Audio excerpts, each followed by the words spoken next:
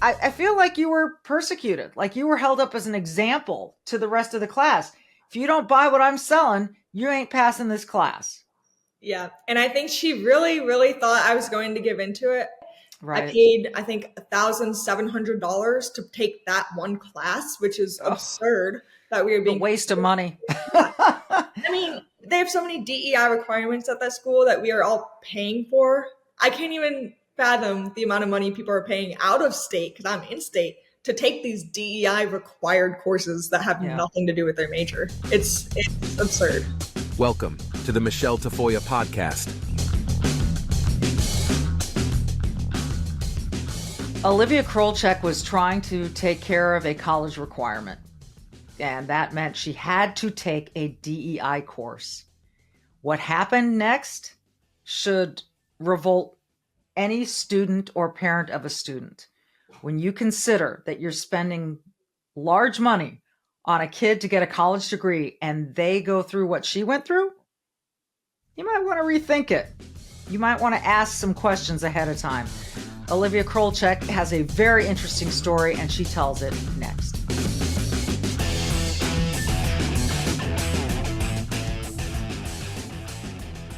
Olivia, welcome. You and I have never met before, so I'm excited to have this conversation with you. You're now with the Riley Gaines Center, aren't you? I am with the Riley Gaines Center, yeah, and thank you so much for having me on here. I've also recently joined Campus Reform as a reporter. That's fantastic. How did this all come about? Did this all start with a disagreement with a professor? Is that how you've gained this notoriety? Yeah, so I was taking a summer course at University of Cincinnati last summer, actually. It's been, I think, almost exactly a year since this whole situation happened. I had to take a DEI, Diversity, Equity, and Inclusion course. It was a requirement for graduation at University of Cincinnati. And my options for that summer were LGBTQ activism, queer studies, and women's gender studies. So, of course, I chose the class that seemed of the lesser of evils, which was the women's gender studies course. And in this class, we had a project about feminism, and we could choose pretty much any topic, idea, whatever we wanted to do, as long as we tied it to feminism and used some of our class sources. So I decided to write about a topic very important to me, which was women's sports, especially seeing and hearing Riley Gaines' stories and all these other stories that have been coming out about men taking women's spots in sports. So I wrote about that and how, you know, women fought so hard for the ability to have their own sports, and all of a sudden, look what's happening. And while writing this project, I used the term biological woman, and I was told that this was transphobic. It was exclusionary, obviously that's the point, and contributed to heteronormativity, which I still don't know what that means. And she failed me because of that term. She failed you. Yep. So you didn't just get a couple points off, she failed you. Yeah. And I actually was sitting at the kitchen counter with my mom when I received this notification that I failed. And my mom was a teacher for 10 years. She was like, if I had a student do that and use a term that maybe was not correct, sure, biological in front of woman was redundant, but that wasn't the point that she brought up. No. But if I were going to mark someone down for using something that was actually offensive, I would maybe take off a point and say, hey, let's have a discussion about this, not fail them completely. I received a 0% on that project. What did you do? Because if it had been me, I would have gone to the administration and complained. How did you respond? I laughed. Honestly, that was my initial reaction. I just laughed because I was like, that's not real. I did not get failed for one word. But I did. And I sat down with my mom and my dad at the kitchen counter, and we crafted this super professional sounding email and sent it to my professor to try and understand, hey, what's actually going on? Because at that point, we knew it was going to be taken to a higher level, just based on the circumstances. And I was correct. I did have to bring it up to the dean at the school as well. And so I went back and forth with my professor a couple times, and we came to the conclusion that I was in fact transphobic for saying that men shouldn't be in women's sports. And she also had said that sex was not binary, and you can actually, it's fluid. You can choose what you want to be. So that was pretty much the end of our conversation between me and the professor. When you were going through this class to begin with, before you even had the assignment, did you get the sense that you might run into this, that this was a very activist professor? So funny enough, I actually used the term biological woman in hopes of not getting in trouble. I thought instead of saying men shouldn't be in women's sports, I was trying to say like they shouldn't be in biological women's sports. I was trying to play their game, I guess, which I know I shouldn't have done to begin with. But yeah, I kind of expected to run into this problem. It's a gender studies course. And previously in the semester, actually, we had a discussion board. I don't know if you know what those are like in college, but everyone has to respond to a prompt and respond to their classmates as well about 3 times. And the prompt was something about all white men being privileged in the women's gender studies course, which I didn't think was relevant anyway. But I responded saying that I don't think it's fair to generalize and say that all white men are privileged. And because of that, she took off a couple points. So Olivia, it seems as though this professor did not have an open mind, and again, decided for you that you are transphobic. You don't strike me as transphobic. That's not what this has to do with. And I love how anytime that you say women's sports ought to be kept to women, you're automatically branded a transphobe. Trust me, I've been there. I'm right there with you, just as Riley has as well. Yeah, so I mean, this is anti-trans, it's all pro-woman. I don't think there's anything that means, hey, we're all excluding trans or saying that they are bad people or hating them. Never. I would never. In fact, I feel sympathy. I feel bad for them. But it's just about providing a safe space for women as they deserve. Period. The end. And fairness. So did you have to take this up to another level in order to deal with this? Yeah, so I ended up having to email the gender equity office at my school, and it took about 2 weeks until I actually heard back from them. And at that point, the class actually ended. It was an expedited course. So the class was already over. And then 2 weeks later, I heard from the office, and that only happened the day after I went on the news. I think it was Fox News or Newsmax, and I ratted out the name of the school, which wasn't my original plan. It had nothing to do with hating on the school or anything like that. It was more about raising awareness for what's going on in schools. Yeah. So I had no intention of name dropping or anything like that, but it got to the point where no one was helping me. No one cared until I released the name of the school. Right. So then the day after, about, I think 2 weeks after the original situation, I finally heard back from the school. And what did they say? I had my grade changed by a different professor. And then a couple days later, they decided to formally reprimand the professor, which meant that she had to take a free speech course and submit her syllabus for the upcoming school year. But a couple days later, I found out they actually reversed this reprimand, and my professor completely got away with the suppression of my free speech.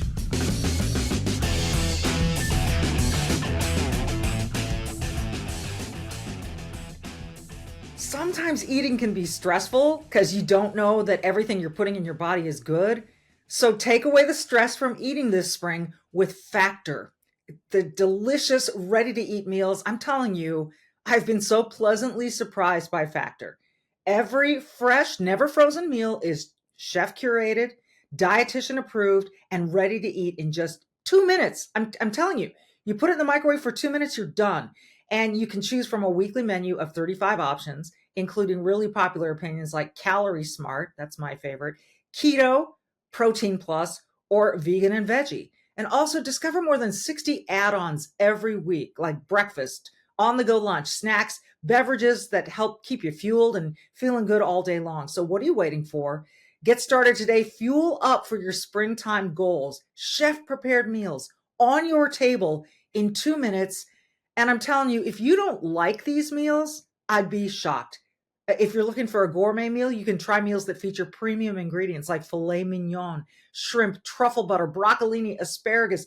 No fuss, no mess. Head to factormeals.com/Tafoya50 and use code Tafoya50 to get 50% off your first box plus 20% off your next box. That's code Tafoya50 at factormeals.com/Tafoya50 to get 50% off your first box plus 20% off your next box, while your subscription is active. Factormeals.com/Tafoya50, TAFOYA50.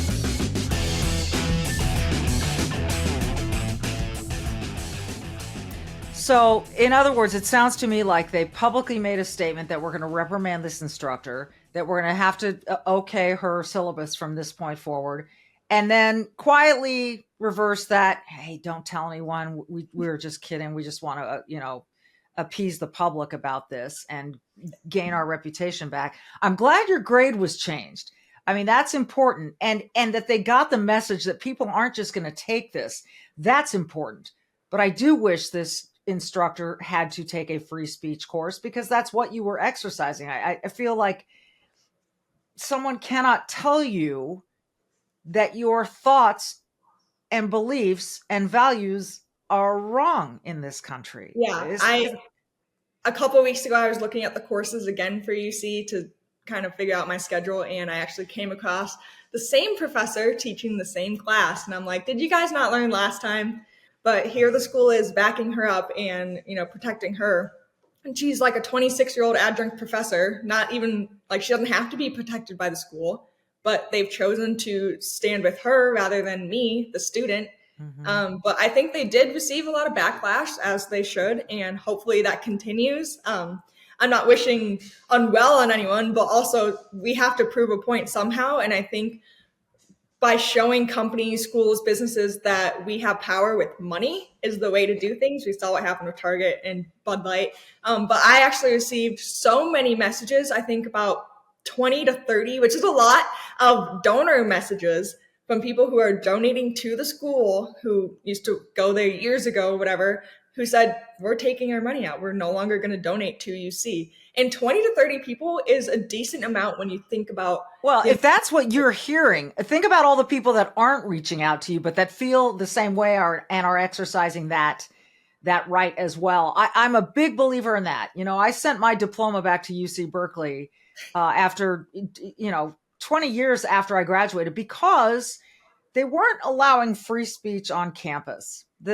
Supposedly the campus that was the bastion of free speech in the 60s had suddenly made these decisions that certain conservatives weren't allowed on campus. And I'm a free speech absolutist, sent my diploma back. I have not donated a penny since. And I'm not afraid to say it, because like you, how else do we hold these schools accountable for this? Is like, it's a couple things, Olivia. I feel like it's indoctrination, because in order to get a good grade, you had to assume everything she was saying was truth and legitimate, and you had to agree with it. That's not free speech. And secondly, I feel like you were persecuted, like you were held up as an example to the rest of the class. If you don't buy what I'm selling, you ain't passing this class. Yeah. And I think she really, really thought I was going to give into it, which I will say, I think in the first week that it happened, I was just like, oh my goodness, I need to pass this class. I'm a straight student, try hard. And I had a 0 on that project, which actually brought my grade down to an F, because it was worth half of my grade. It was the whole class was out of 600 points or something, and the project was 300 points. So I had a 50% in the class, and I was freaking out. I was like, I'm gonna fail a class. That's not gonna happen. I want to retake it, repay for it. Right. I paid, I think, $1,700 to take that one class, which is absurd. That we were a waste of money. Yeah. I mean, they have so many DEI requirements at that school that we are all paying for. I can't even fathom the amount of money people are paying out of state, because I'm in state, to take these DEI required courses that have nothing to do with their major. It's absurd. It does honestly feel like cultural Marxism that has infiltrated all of academia. We're seeing it in so many different ways across so many different campuses. And really the best way to deal with it is by doing the kind of thing that you did. And I'm really pleased to hear the responses that you got. Now, how did you end up getting connected with Riley Gaines?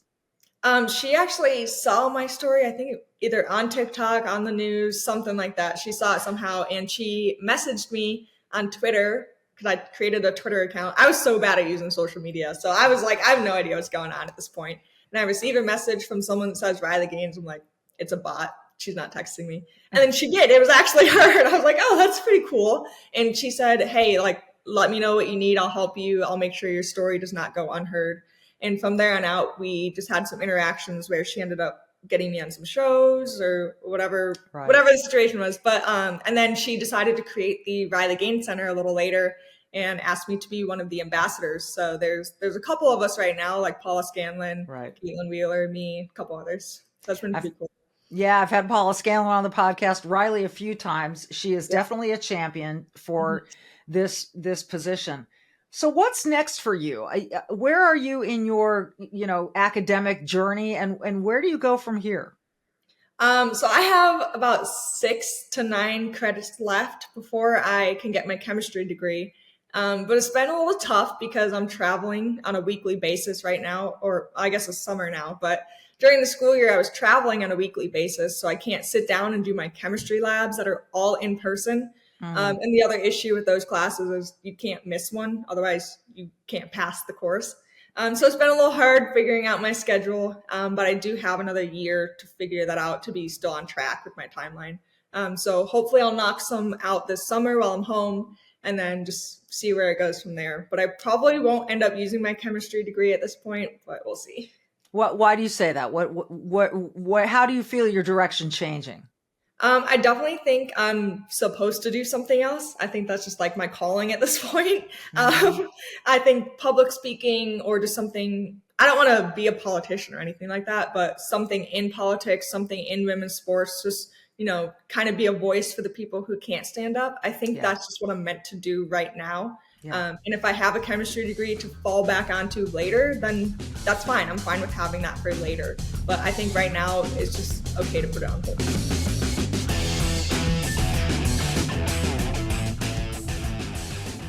Well, as you know, it ain't easy to graduate college these days.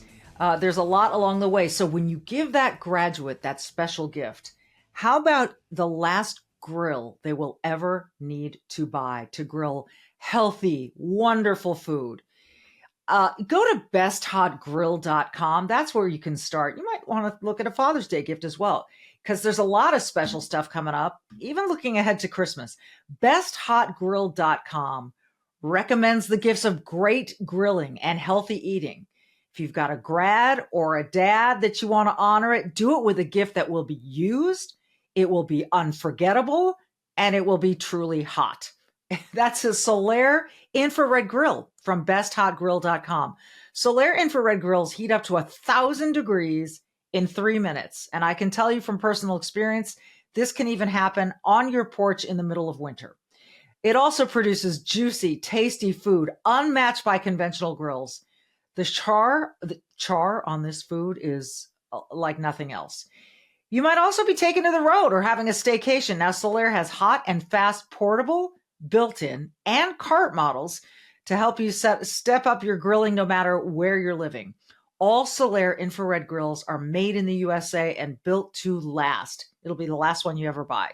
More importantly, Solaire infrared grills deliver that wow factor that everyone likes to receive in a gift or in a major purchase. Learn more about the amazing Solaire infrared grills at besthotgrill.com.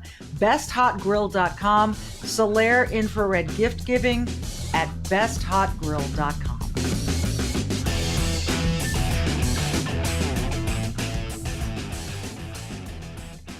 The term DEI stands for diversity, equity, and inclusion.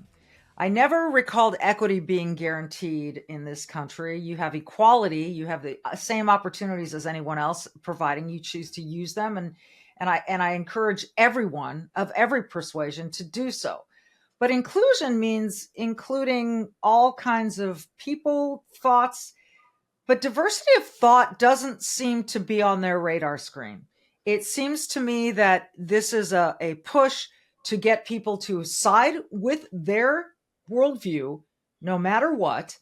And if you don't, you risk failing a class and having your grades and your future impacted by one DEI requirement. And the fact that that is required, what does it tell you that, Cincinnati and probably a lot of other, maybe most all universities have a DEI requirement? What does that say to you as a student? I like to say it's division, exclusion, and intolerance. That's beautiful. Whatever they claim it stands for, it doesn't. It's the complete opposite. Yeah. But I definitely think it undermines the reason that we have education. It just takes away all credibility from the universities and from the professors that willingly push these DEI requirements. If you're going around teaching, well, not teaching your students, but forcing them that you have to think this way, not this way, or else, when you have that position of power to change the grade or whatever it is, it undermines the credibility of the school as a whole. And I think we're seeing a trend where people are realizing that college is a scam. I think college was the biggest scam, but unfortunately, if I want to go into medicine, I have to do some sort of science degree. There's no really way around that instead of like trade or something like that. But I think a lot of students are starting to be fed up with it. They're spending thousands of dollars on courses that are honestly, for lack of better words, stupid, that have nothing to do with their degree. It's not going to help them anywhere in life. So I think college is just, it's going downhill very quickly. Well, I've heard the argument made that what they profess they're trying to do is to prepare you for the real world, to prepare you for the fact that there are going to be different people out there. Why is this suddenly a need? I mean, I feel as though throughout the history of man, we've known for centuries and centuries that there are all kinds of people out there that we have to deal with. And we live in the freest country on earth in which to do that. And yet it seems to me that what they're trying to instill in all of these minds is backfiring, because it's compelling speech. It is not including all thought. It is compelling people to think and see and act a certain way. And trust me, Olivia, I think you probably know this. There are a lot of people who would just go along to get along, would say, you know what, I got to write this paper. I got to pass this class. I've got to say this pledge that I'm living on stolen land. I've got to say that, whatever I have to say to get my medical degree. And they're just doing it. And that scares me. What about you?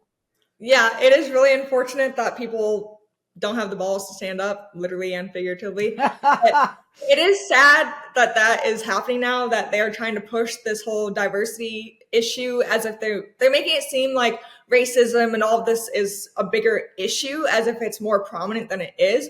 Don't get me wrong, I know it exists. There are some awful people out there, but they're making it seem like if you are white, you are racist. Like you are. And they're making it seem like this to every single college student. They're pushing this on us. They're trying to brainwash us. But then they go ahead and have segregated graduations. They have graduations just for Black people. They have graduations just for gay people. But if they went and had a graduation for just white people, that would be bad. Yeah. So it's kind of a double standard, and I think they don't understand that.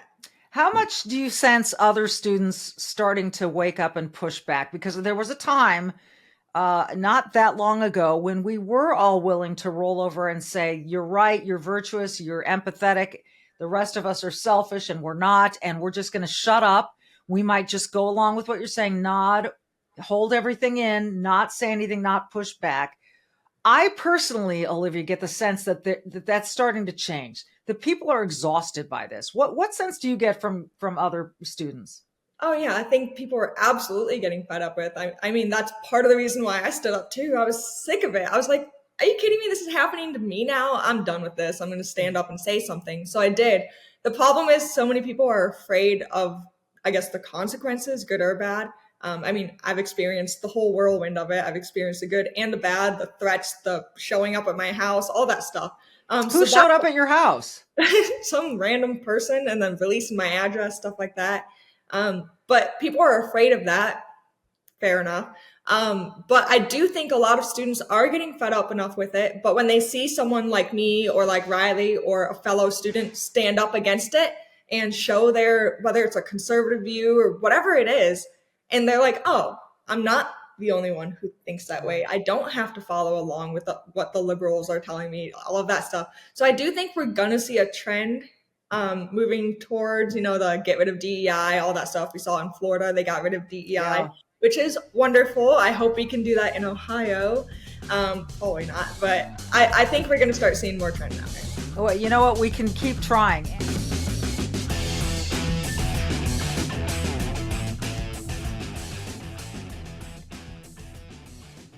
it's amazing. I think we take free speech for granted in this country, and really it is the cornerstone of our freedoms. Every other freedom is built on our ability to express ourselves openly, freely, without any kind of force.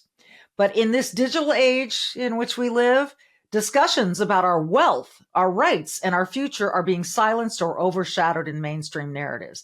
And that leaves a lot of you feeling voiceless in conversations that are crucial to your financial independence and security. And this is where Wealth Protection Research steps in, armed with a mission that's never been more critical. Wealth Protection Research is not a financial advisory firm. They are defenders of free speech, committed to giving a voice to the silenced. Wealth Protection Research tirelessly seeks out financial experts. Now, these are the voices that challenge the prevailing narratives, especially as we navigate the uncertainties of the 2024 election. Wealth Protection Research has created a 2024 Election Wealth Protection Report. This is a free report that highlights the 3 best ideas for protecting and growing your money heading into the 2024 election. It contains ideas the mainstream media won't touch, and listeners can get it completely free.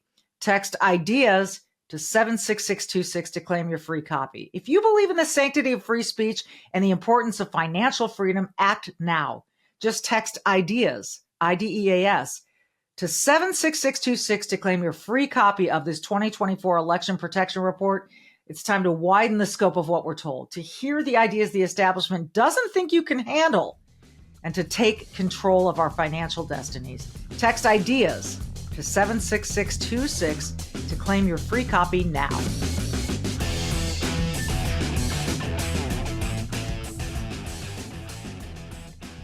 Well, you know what? We can keep trying. And if it did happen, if it has, as you mentioned, happened in Florida, it will happen in other places.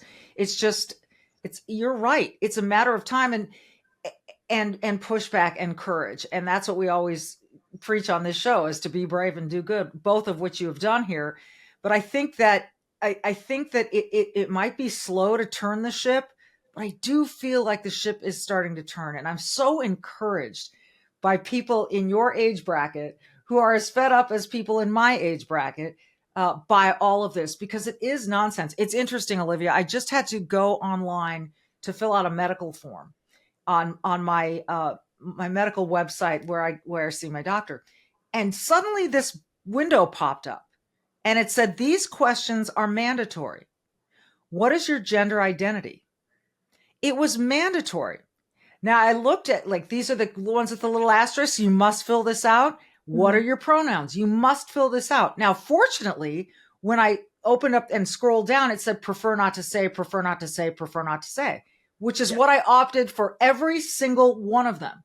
This seems to me that my doctor, that the clinic that you're going to is going to mandate that you declare your pronouns, your gender identity, and your race. Again, thank goodness they give you the option to say prefer not to say, but this is weird stuff. Yeah. And I've noticed this not even just in medical forms. I've definitely seen that on there, and I also choose to not answer it because I think it's crazy. But yesterday, I don't know if you've heard of the Memorial Day Murph. It's a mile, 300 squats, 200 push-ups, 100 pull-ups, another mile. I decided to do that. I shouldn't have, because I can barely stand up now.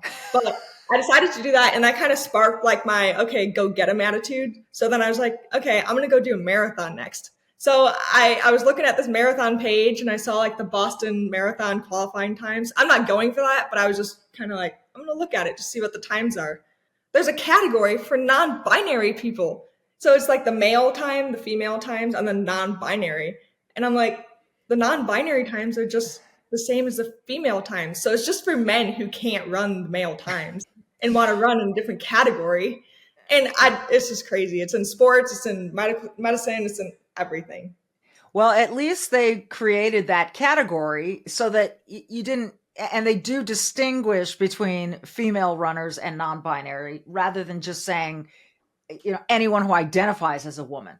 I think that is bad. Even saying there's a third category isn't okay. That's where a lot of people disagree with me on. But I think having a third category is just giving into what they think, is telling them, yeah, it is okay to be but not a male or not a female. Like, you are one of those. You are one of the two options. You can't be non-binary. So I think giving them that third category is giving into their game. And it also is taking funding probably from the female category to run that third category. So I think it's just overall a bad idea. You know what? It is interesting. Interesting. And this is hotly debated. There are people who say no, two categories, because when you are born with a certain set of chromosomes, and they're either XX or they're XY, period. And yes, that's true.